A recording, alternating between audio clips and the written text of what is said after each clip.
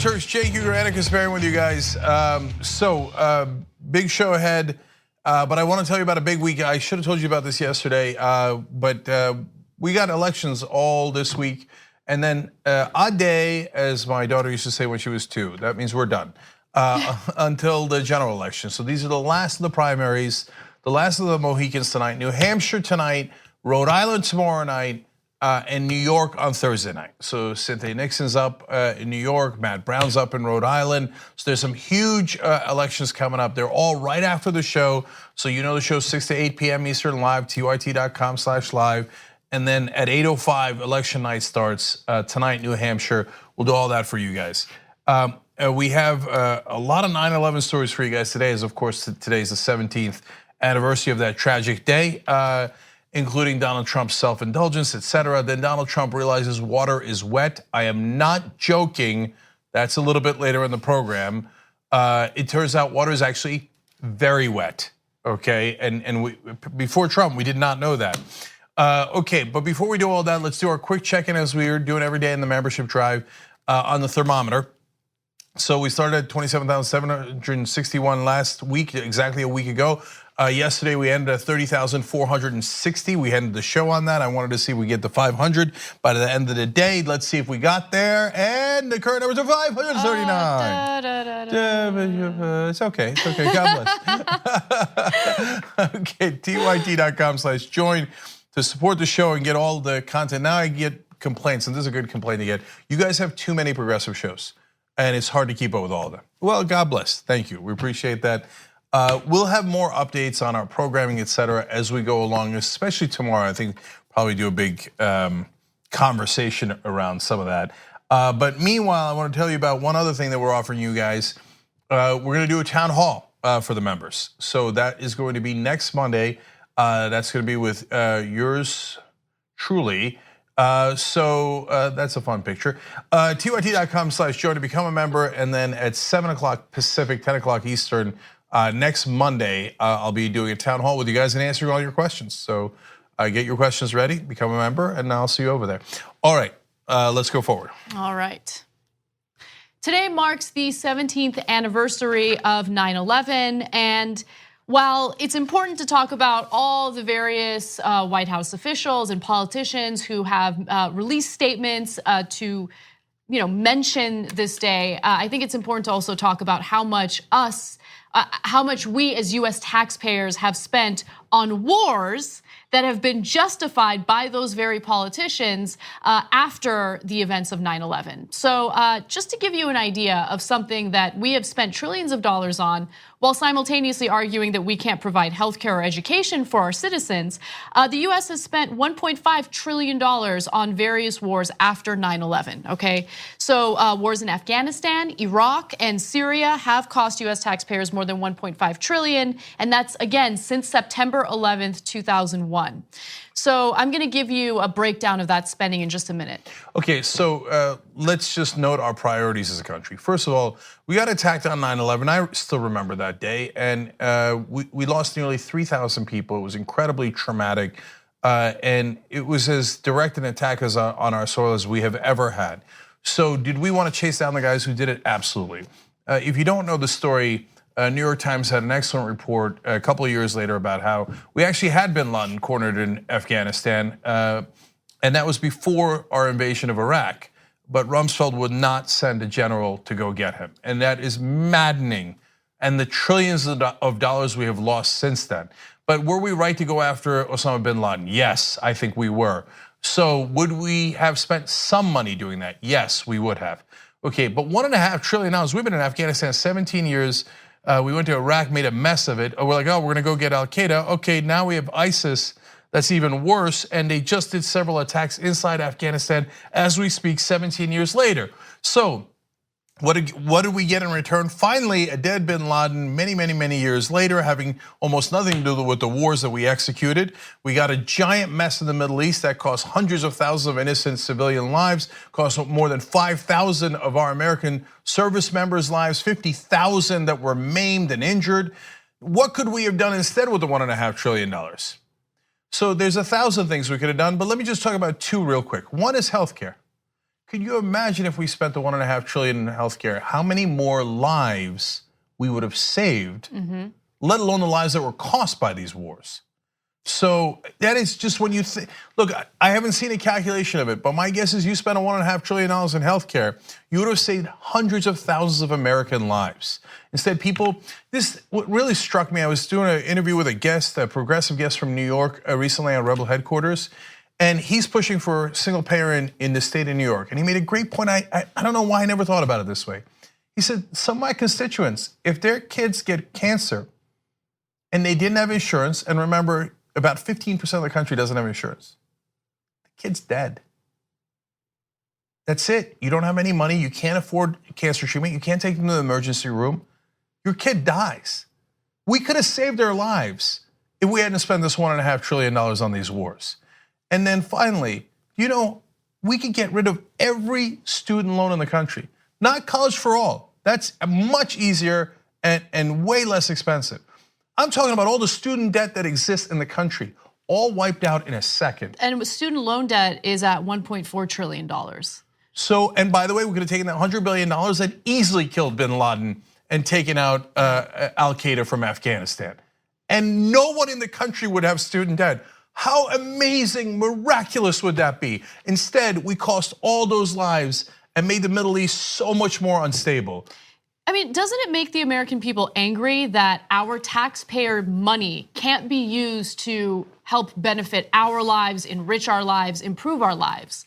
That money is easily spent. I mean, the one piece of legislation that easily gets approved, okay, by both Congress and the White House is the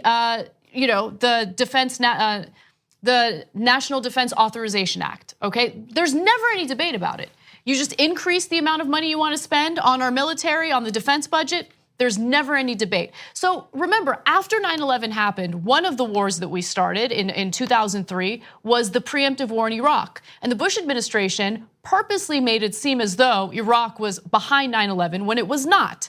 So we have spent a lot of money there, and I want to break it down based on military operations. So a lot of that money, the $1.5 trillion, did go toward military operations, but not all of it, okay? So as I mentioned, $1.5 trillion, but about $185.5 billion of that went toward military operations. When you break it down, $134.3 billion went to Operation Freedom's Sentinel in Afghanistan. Operation Inherent Resolve in Syria and Iraq was $23.5 billion. Operation Noble Eagle for Homeland Security in the United States and Canada was $27.7 billion. So that's not, the last bullet point there is about national security, preserving national security. It's not about war, but we spend a ton of money in interventionist wars as well. How much have we spent on aiding Saudi Arabia in Yemen? That's not included on this list. We're involved in all sorts of nonsense throughout the world. And is it to keep us safe, or is it to keep weapons manufacturers and private military contractors wealthy? So one more thing about this. 1.5 trillion is very likely an understatement, because most of these calculations do not include the cost of healthcare for veterans going forward. Well, so would they need healthcare overall? Of course they would, but do they need extra healthcare because of PTSD, traumatic injuries, the disabled veterans? Yes, when you add that on top of it, then it gets closer to $2 trillion. And what did we saw with it? There was just a bombing on last Wednesday in Afghanistan, killed 20 people. One of our soldiers just got killed and another one wounded this Monday. So as in yesterday. We're still losing soldiers in Afghanistan. For what? Al Qaeda hasn't been there. Bin Laden hasn't been there in 17 years. They left immediately. They ran. And in fact, if we were competent, we had them cornered in Tora Bora. And did you know this? Again, go back and read that story from the New York Times. It's an amazing story that they wrote. The Al Qaeda, led by Bin Laden, did their last prayers because they thought, well, they've got us cornered. And we let them go. Oh my God, it's maddening. And meanwhile, Rumsfeld said inside the administration back then, well, Afghanistan's not a target-rich environment. Iraq is a target-rich environment. Look at that verbiage. In other words, our defense contractors can make a lot more money if we bomb Iraq. There's not enough things to bomb in Afghanistan. And now ISIS is the one that did that attack last week. ISIS is in Afghanistan. It didn't even exist before we invaded Iraq. It's even worse than Al-Qaeda. And now we say, no, we gotta spend more money to make sure we can now defeat ISIS. Oh, for God's sake. You know we have 14,000 troops left in Afghanistan? Yep. Or 14,000 Americans overall? What are we doing? Is it gonna take 18 years, 19 years to accomplish what? I bet if you asked Trump or anyone else in the administration, what are you trying to accomplish in Afghanistan? They couldn't possibly answer you. Defense Secretary Jim Mattis gave a short speech today to commemorate 9/11, and he did touch on our actions abroad. And I thought that this portion of his speech was really interesting, especially considering the verbiage. So take a listen. Maniacs disguised in false religious garb thought by hurting us they could scare us that day. But we Americans are not made of cotton candy. We are not seaweed drifting in the current. We are not intimidated by our enemies, and Mr. President, your military does not scare. Our nation's troops today are worthy successors of our Revolutionary Army at Valley Forge, worthy successors of our valiant sailors at Midway and our Marines at Bloody Iwo Jima, and of our Air Force pilots patrolling Mig Alley. Men and women of your armed forces, America, having signed a blank check to the protection of the American people and to the defense of our Constitution, a check payable with their very lives, your military stands ready and confident to defend this country, this experiment in democracy. So Mattis uses the phrase blank check in reference to our soldiers who risk their lives, the blank check meaning their lives when they go to these wars and based on what you hear in propaganda, to protect democracy around the world. But that's not what it's really about. We all know that. But Americans have also signed a blank check because there's no end in sight. Mattis claims, no, don't worry. When it comes to Afghanistan, we're now opening up talks with the Taliban and we're gonna have some negotiations there and hopefully there will be an end. Let me give you his exact quote. He says, we have more indications that reconciliation is no longer just a shimmer out there, no longer just a mirage. It now has some framework. There's some open lines of communication. Now, you must be so proud 17 years later.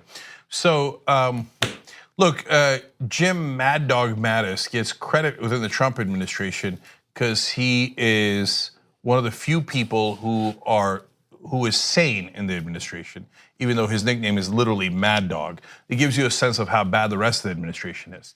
So I guess within that context, I give him credit for being a cooler head. For example, when Trump wanted to make the Syrian war far worse by trying to assassinate Assad, Mattis apparently, according to Woodward's book, ignored him, and that was the correct decision. But don't get any idea in your head that Mattis is some sort of good guy or progressive. No, like many of our generals, unfortunately, they use the troops as a punchline and as a gimmick. So they say, support the troops. Do you really support the troops? You've been wasting their lives for 17 years in Afghanistan. You know what? And but we're giving money. Wait, no. You're not giving money to the troops. You're giving it to Lockheed Martin and Boeing and Raytheon. You know what the average service member comes in at? Their starting salary? About $19,000. What? Support the troops for what? With what? You're not supporting troops. Remember when our troops were getting blown up in Iraq and Rumsfeld went to Iraq and said, and they had not prepared the one thing they needed, which was armored vehicles, because they were planting roadside bombs. They're like, Raytheon made a gorgeous nuclear sub that's sitting there in a dock somewhere that has no relevance to our wars in Iraq and Afghanistan. They got paid trillions of dollars for it, in that case, billions, but overall, yes, we spent trillions on defense contractors. But our guys getting paid $19,000 a year are getting blown up because they didn't actually protect the troops. Because why? Armored vehicles don't cost that much. I'm not talking about tanks. In that case, I'm talking about the cars that they use to put metal plates underneath them. Raytheon can't make as much money from that, so who cares? And you know what Rumsfeld said? He said, well, you go to the war with the army you have, not the one you wish you had. Jesus. After they wasted $1.5 trillion on their buddies who are also their donors. And by the way, so why do I go after the generals in this case? The great majority of them retire and immediately work for defense contractors and get absolutely wealthy off those wars they sent you and your kids to die for. So that's what these generals in the military industrial complex is about. And that's how they wasted our money, wasted the lives of our troops, and used 9/11 for their own political purposes, and it's grotesque. Let's take a break. When we come back, we're going to travel back in time and see what Donald Trump had to say about 9/11 as it had just happened. All right, back on the Young Turks, Cenk and Anna with you guys. I got some tweets for you guys. Beppa writes in, technically water isn't wet. All right, wise guy. All right, cool it, okay? That's about the hurricane where Trump found out that, in his words, water is very wet. So we'll get to that in a little bit. J. Thomas Gordy says, the amount of money spent on wars since 9/11 is exactly why we need to get money out of politics. By the way, join Wolfpack today. Thank you, J. Thomas Gordy. Appreciate that. Wolf-pack.com. We have got to get it out. Otherwise, we're going to keep wasting trillions of dollars. They're robbing us every single day. Texas for Beitu writes in, my hashtag TYT membership is the best $10 I spend all month. It's an investment that doesn't depreciate, and in days of alternative facts and fake news, the knowledge I get from TYT in return is priceless. We need to talk about a relatively new show called the Republic, or UNFTR. As a Young Turks fan, you already know that the government, the media, and corporations are constantly peddling lies that serve the interests of the rich and powerful. But now there's a podcast dedicated to unraveling those lies, debunking the conventional wisdom. In each episode of the Republic, or UNFTR, the host delves into a different historical episode or topic that's generally misunderstood or purposely obfuscated by the so-called powers that be, featuring in-depth research, razor-sharp commentary, and just the right amount of vulgarity. The UNFTR podcast takes a sledgehammer to what you thought you knew about some of the nation's most sacred historical cows. But don't just take my word for it. The New York Times described UNFTR as consistently compelling and educational, aiming to challenge conventional wisdom and upend the historical narratives that were taught in school. For as the great philosopher Yoda once put it, you must unlearn what you have learned. And that's true whether you're in Jedi training or you're uprooting and exposing all the propaganda and disinformation you've been fed over the course of your lifetime. So search for UNFTR in your podcast app today and get ready to get informed, angered, and entertained all at the same time.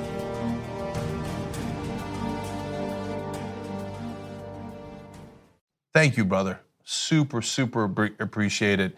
And of course, tyt.com/join to become a member and to get all of our shows and build the home of progressives with us. Look, the reason we're trying to get to 100,000 is so that we are unshakable. And no matter what anybody does, they can't knock us down. So I hope that we get there together. Okay, now let's talk a little bit more about 9/11. So this morning, Donald Trump, of course, wants to be respectful of 9/11, so he sends a tweet complaining about collusion. All right, fine. So usual rants. We found nothing to show collusion between President Trump and Russia. Absolutely zero. Same kind of mental tweets you see on any other day. Now, this is the one day where you really hope that the president can pull it together and tell us about how he cares about the people we lost on 9/11 and the troops that went to go avenge them, and et cetera. The typical stuff that presidents do is sometimes they go over the top, et cetera. But Trump doesn't have any of those issues. He just doesn't. He's a sociopath. Yeah, he doesn't know, he doesn't care. He doesn't care. So now to the point about a sociopath. Okay, so he starts the day with me. I'm not guilty. I don't know what you're talking about. I'm not guilty, right? All right, that's the usual. Then the second tweet is about 9/11. He retweeted a post by White House aide Dan Scavino bragging about how Trump had signed a proclamation designating today as Patriot Day. So it's about 9/11, but it's about him bragging, well, I made it Patriot Day. I made it Patriot Day. Okay, all right, we go to tweet number 3. Okay, it's about 9/11, but wait till you see what it is. Rudy Giuliani did a great job as mayor of New York City during the period of September 11th. His leadership, bravery, and skill must never be forgotten. Rudy is a true warrior. Rudy Giuliani, of course, is his personal lawyer now, defending him on the issue of collusion. So without yet mentioning the lives that were lost, talking about how Rudy was this incredible hero and not that the attacks must not be forgotten, not that the people we lost, our citizens, must not be forgotten, but how awesome Rudy Giuliani, my personal lawyer, was must not be forgotten. Unbearable, unbearable. And by the way, okay, and some people get mad, so prepare. Conservatives, find your safe space because you're about to get triggered. Rudy Giuliani gets ridiculous credit for 9/11 when he didn't do anything. He showed up at the scene of a crime. Congratulations. So, the only actual tangible thing he did was he put the communication center in case of emergencies inside the World Trade Center, which blew up. Now, the World Trade Center had already been attacked. Why would you put the communication center for emergencies in the one place in New York that had already been attacked? That's because if you're stupid, that's what you do. And then he shows up in front of all the cameras. He's like, I'm in charge, I'm in charge. Well, meanwhile, firefighters and cops died in those buildings because they couldn't communicate.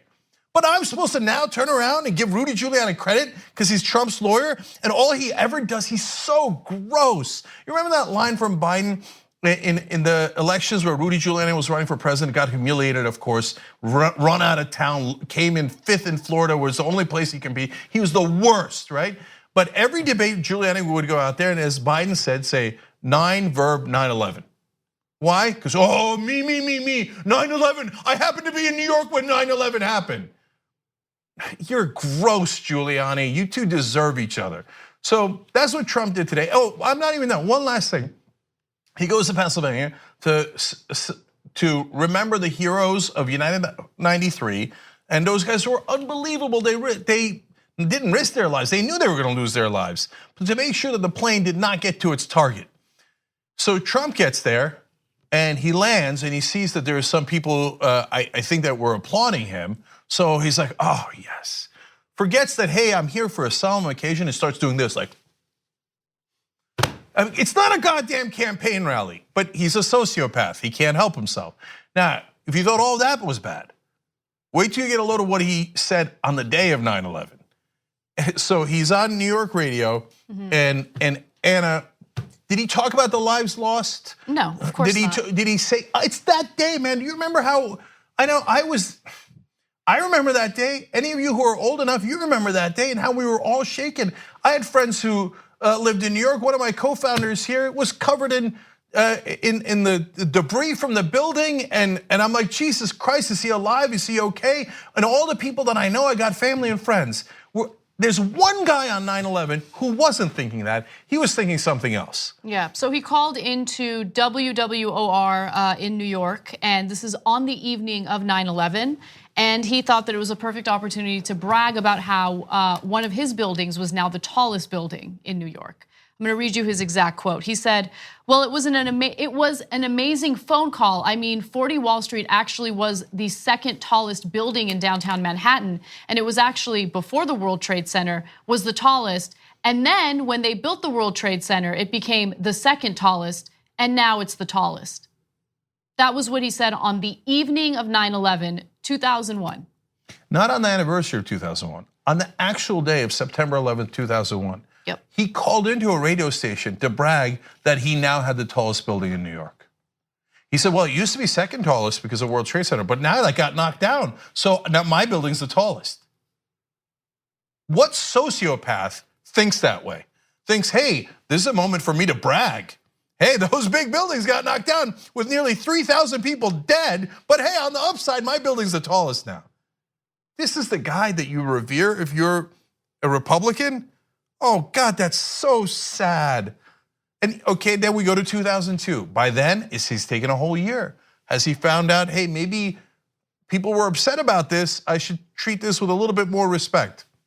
Of course not. Right, so he goes on Howard Stern show and talks about a 9/11 memorial, what should be built there, and here's what he had to say.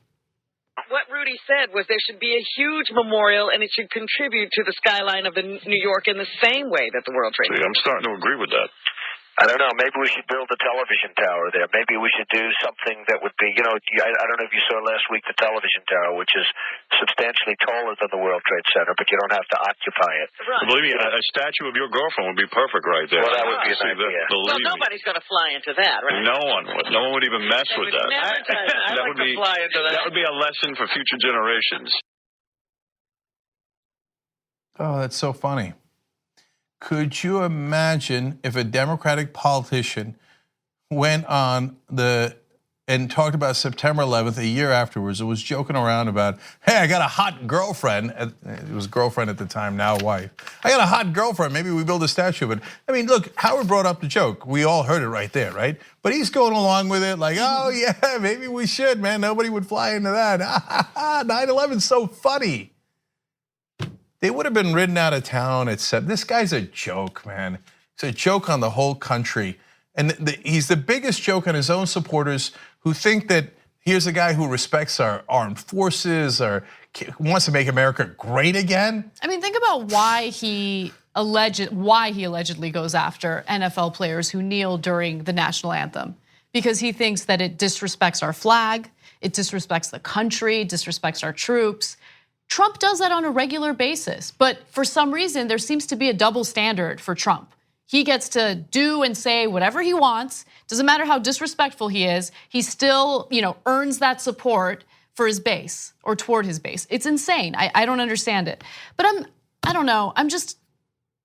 What else are we going to expect from this? I'm bored. I'm tired of this. Yeah, we get desensitized to what a monster he is. Yeah, I'm super desensitized at this point. This is who he is. I mean, I don't need any more evidence of it. I already know. And what drives me crazy is not only has this been normalized, but his base doesn't care. They don't care. Rudy Giuliani, he used 9/11, he exploited it for his own advantage, for his own purposes. Our federal government at the time did the exact same thing to justify, starting wars in the Middle East. They never really cared about the lives that were lost during 9/11. They just didn't. They used it for a political advantage and nothing more. And a couple of punchlines. That's what they actually think of 9/11. Okay, now going from that to crass commercialism, other people taking advantage of 9/11. Yeah. A number of brands throughout the United States wanted to commemorate 9/11 by promoting their products. And they got backlash for it, and I wanna give you a few examples. In New Jersey, there's a restaurant known as Acai Later, and they sell acai bowls, which sounds like a California thing and it's super annoying. But nonetheless, they decided to take an Instagram photo showing, the skyline of New York with an acai bowl, in the photo as well. They got so much backlash that they later took that down and then reposted the photo without the bowl. But all the other hashtags, etc. Yeah. So great way to celebrate 9/11. I hope you're not doing that. Commemorate 9/11. Is with an acai bowl from the view we have at our restaurant. But it's America. It's capitalism, isn't it? Yeah, I mean, so whatever you gotta do, it was originally supposed to be a commemoration. It was supposed to be solemn. On the other hand, we could sell some fruit bowls that we're calling acai bowls, and we could put it in there with a nice view and make some money off of it. Welcome to America. But isn't this, look, I'm actually amazed that they got enough backlash. They took the original photo down because this kind of shameless self-promotion is celebrated in the country. It's celebrated in every facet of life, regardless of what you do for a living, okay? You know how it is for us, like, oh, you work in news? What's your Twitter following? What's your Instagram following? Are you posting enough? Are you active on social media? Are you promoting yourself enough? Non-stop promotion, promote. It's a symptom of capitalism, it is. And I am not against a capitalistic system, but this is a symptom of it. Yeah, I thought Christianity was not about materialism. That was what Jesus Christ preached was the opposite of materialism. Give away all your worldly goods to the poor, the needy, and help your fellow man. But we have somehow twisted it in this country so that, there's literally a thing called prosperity gospel, that if you don't live in America, you have to be confounded by. Like, really, that's a thing? They took Jesus's literal words of saying, give away all your worldly goods and you have no chance of getting into heaven if you're rich. It said it's harder to get for a rich man to get into heaven than for a camel to pass through the eye of a needle. And they took that and said, oh, you see that? Jesus wants you to be absurdly rich. First, he wants your pastor to be incredibly rich, and he wants him to have private jets and limos. Then he wants you to be rich, and he wants all of you guys to focus on nothing but materialism. In fact, we'll take his birthday, we'll get him out of there because he looks homeless. Get him out. Put in a fat Santa in a red suit that gives away stuff that you actually have to pay for, okay? And we'll drive towards that. And then no matter how solemn the occasion is, birth of Jesus or 9/11, just sell, baby. And then whatever the original message of America was, or the Bible was, or anything else was, everybody's forgotten. On a day especially when the theme is never forget. Right. So, and the Acai Bowl, by the way, is just one of many examples. Let's just run through the others. I feel bad that we've only talked about that because there have been a number of other companies who have done something similar. Back in 2013, for instance, AT&T wanted to show off their inventory of new iPhones. And so they posted a photo holding an iPhone with the New York skyline in the background. So very similar to the Acai Bowl. And then I actually want to skip ahead to Graphic 40 because this is the one that was like insane. So that was from last year, and it is promoting, what is that, Chewbacca?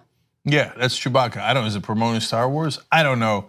Just, okay, leave it be, but we can't because it's America and we gotta make a buck.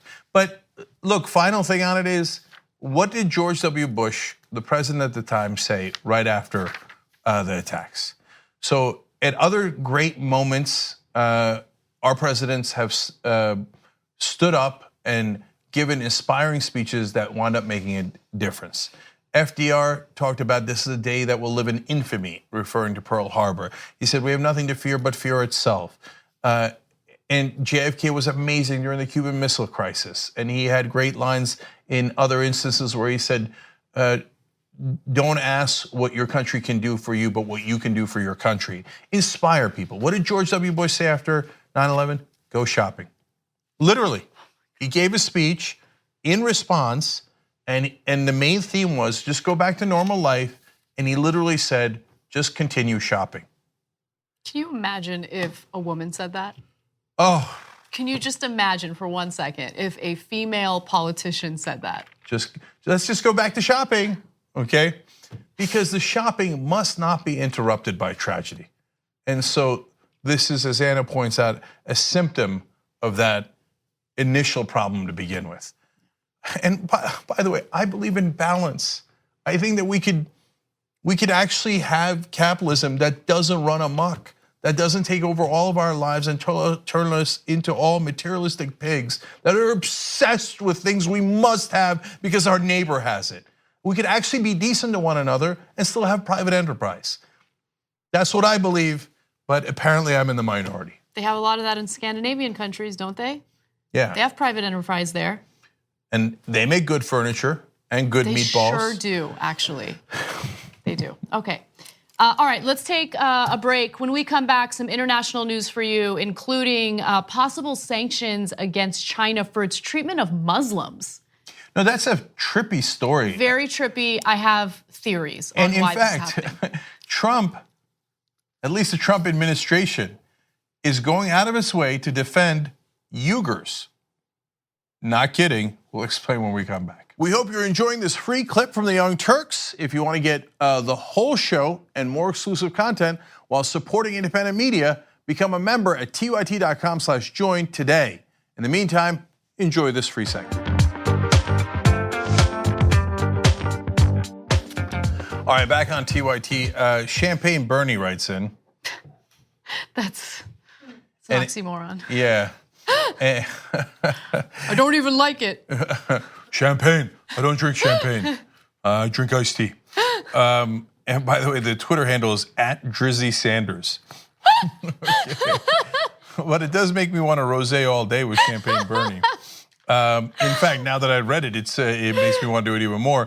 Writes in, proud activist level member here. Weird request, please incorporate your tagline, the home of progressives, in your logos, merch items. And Cenk, your haircut looks dope. It does look dope. That's what I'm talking about, Champagne Bernie, okay? Let's drink to that. Whoa! All right, thank you, brother. We're trying to put home progressives everywhere. And we're not quite, we share more with you guys than any other company, like maybe the rest of the companies combined probably, okay?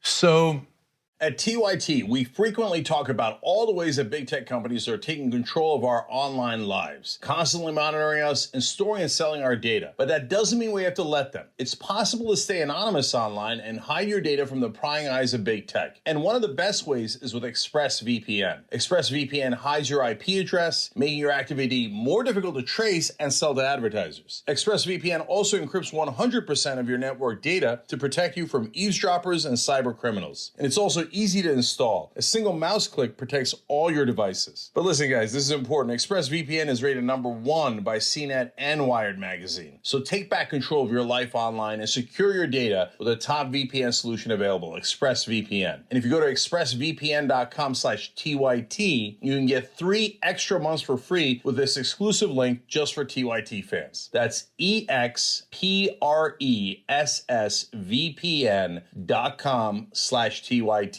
Check it out today. in that light, let me say 2 things. One, we want to do more t-shirts that you guys design. Imran Sheikh did an awesome one, the Vote one, the Blue Nami one. That's at shoptyt.com. I want you guys to do more of those, etc.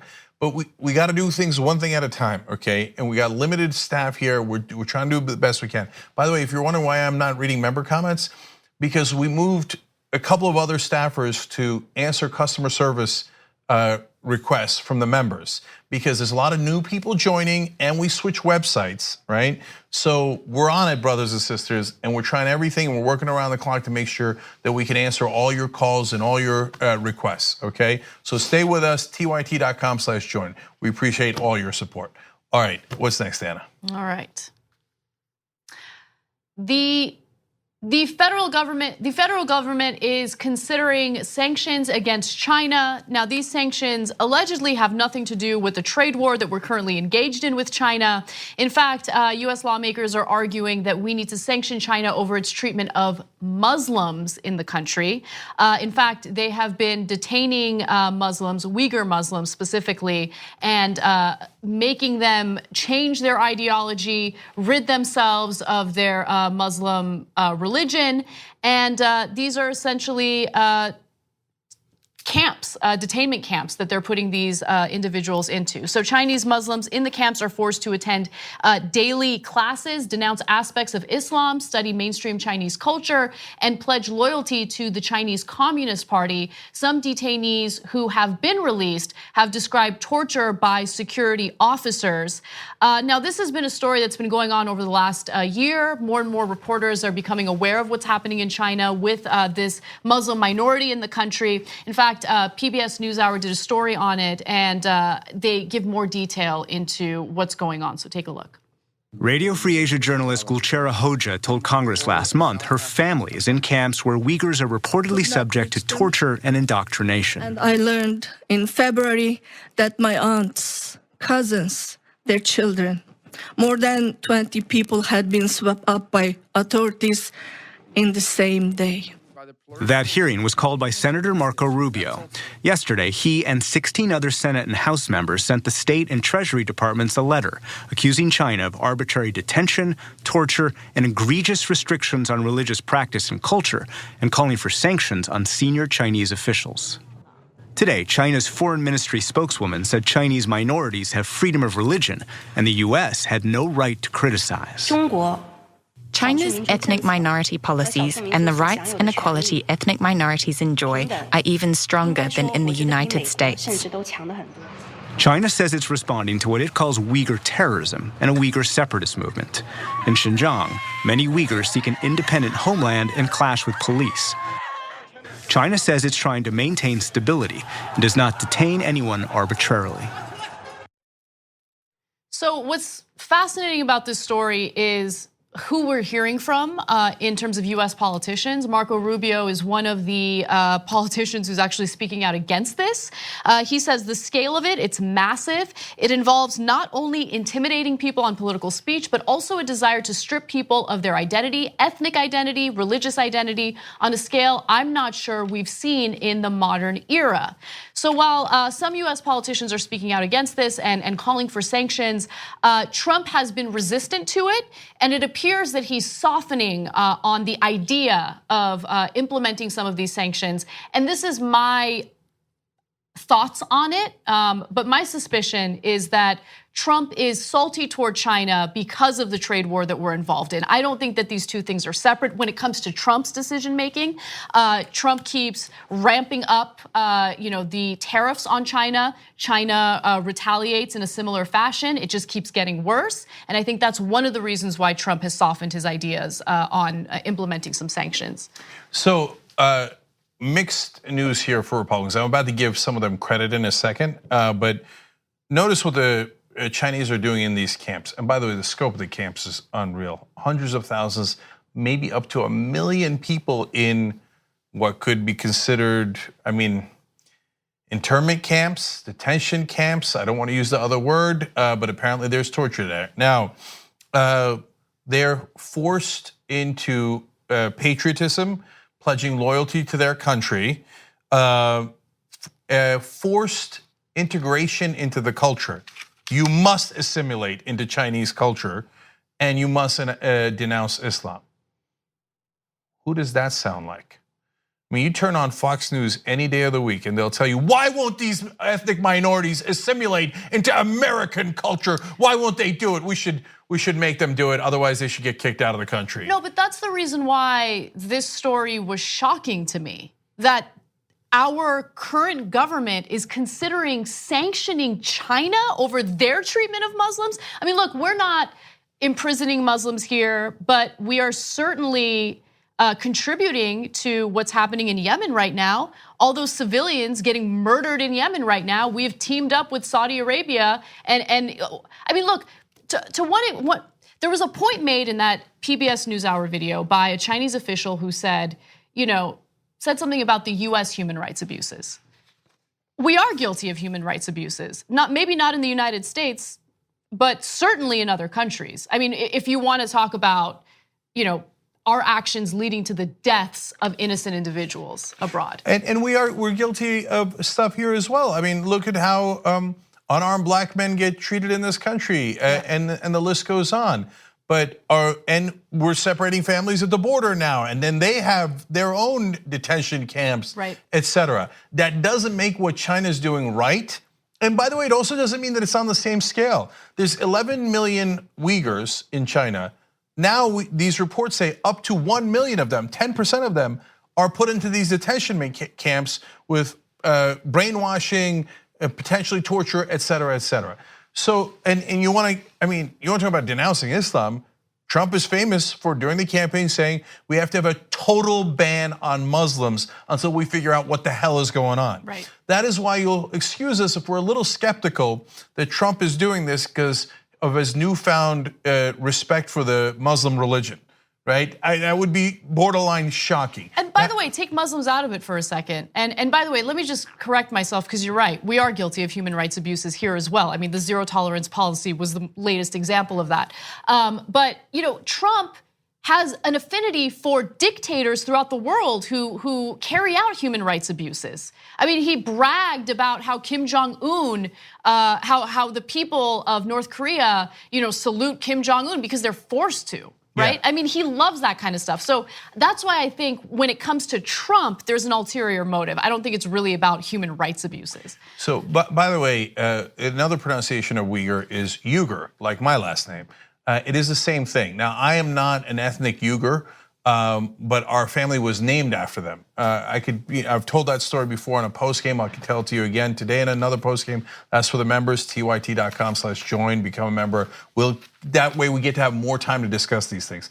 But it's not about me. So this story about however you pronounce it, the Uyghurs. Now let me turn around and give Republicans credit. Now look, if you tell me Trump actually cares about human rights abuses wants to go after dictators and protect Muslims. You're not ever going to get me to believe that. Okay, so but the Trump administration so far is doing this. Even if they're doing for a bad purpose where they want to punish China about trade and not really about human rights abuses, I'll take it. Even if Trump didn't want to do it, but he was forced into doing it by the rest of his administration, but they actually carry this out and fight for human rights causes, I'll take it. And I'll give Trump credit. If he actually does this and fights for those people, I don't care why he did it. I don't care who forced him to do it. At the end of the day, he's the president and I will give him credit.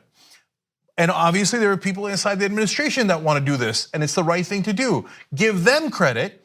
And of all people, Marco Rubio, who I cannot stand, who I think is a fake politician and all that stuff, he is fighting for this. That's clear. Yep. And I really don't care about his motivations in this regard. So he's fighting for 1 million people that are sitting in detention camps right now, while the Chinese government tries to destroy their ethnicity and their identity. Okay, and the fact that Rubio is fighting for them, he deserves a lot of credit, and so did the senators that all signed on to that letter, Democrat and Republican. So, man, look, if Republicans do the right thing, why wouldn't we give them credit? Bless their hearts, that's fantastic, that's what we want. Just doesn't happen that often, but in this case it is. So Rubio does deserve the credit, and people inside the Trump administration do as well. Now, finally, there's the propaganda, whether it's from the Chinese government, and by the way, they do, let me say this as I do with every country. The Chinese government does not represent all the Chinese people. And so just because they have a right-wing government in there, they can call themselves communists, but they are uber capitalists, right, all obsessed with their own wealth, right? And run basically a dictatorial government. And so they do not represent all the Chinese people in China or across the world. As I tell you all the time, the Israeli right-wing government does not represent all the people in Israel. And the American government under Trump, Bush, etc., did not represent us. Under Cheney, did not represent us. They represent, yes, a section of the people. In China, it's even a smaller section. Well, here in America, our politicians represent our donors.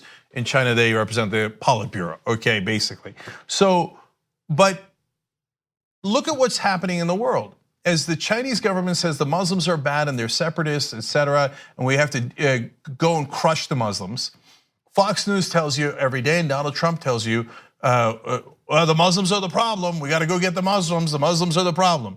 Meanwhile, it's the Muslims that are in detention camps by the hundreds of thousands, perhaps a million in China. It's the Muslims who were displaced in Myanmar, mass murders, rapes. 700,000 people live in squalid conditions right now in Bangladesh because they were driven out by massacres in Myanmar. But yet, the talking points never change. Muslims are the bad guys.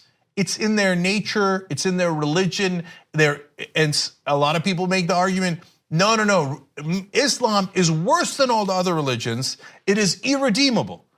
Now, when other religions do it or non-religions do it, no, that was just a one-off. That was just coincidence. When Muslims get crushed, whether it's in Myanmar, China, or by the way, Yemen from other Muslims, Iraq, Syria from other Muslims, aided and abetted by the United States of America, the Russians in the case of Syria, etc. No, look away, look away. No, Muslims are always the guilty one, not the victims. The reality is, no, the world is not black and white. Chinese people are not all bad. They don't all hate Muslims. That's insane. All Muslims are not bad. They're not just victims and they're not just the aggressors. It depends. Do they have power? Do they not have power? What is the politics of the situation? What's the economic situation? So please, what we're asking you to do is to take a look at the world as it is. And yes, it is complex and it has many different factors. Don't go to, honestly, the same way of thinking as this Chinese government saying Muslims bad, put them into camps, make them non-Muslims, right? Yeah. And unfortunately, some of our right wing think along similar lines. But for those that don't, they deserve credit. Yeah, and by the way, I just really want to emphasize that they're not just putting adults in these camps, they're putting children in these camps as well. Doesn't matter what their age is, if they're categorized as Uyghur Muslims, they're being forced into these camps, and in some cases tortured. All right, we have my favorite stories coming up. Updates on the economy, also tax cuts 2.0, which Republicans are pushing for. So I wanna take a break. kind of like gather ourselves a little bit and do those stories when we come back.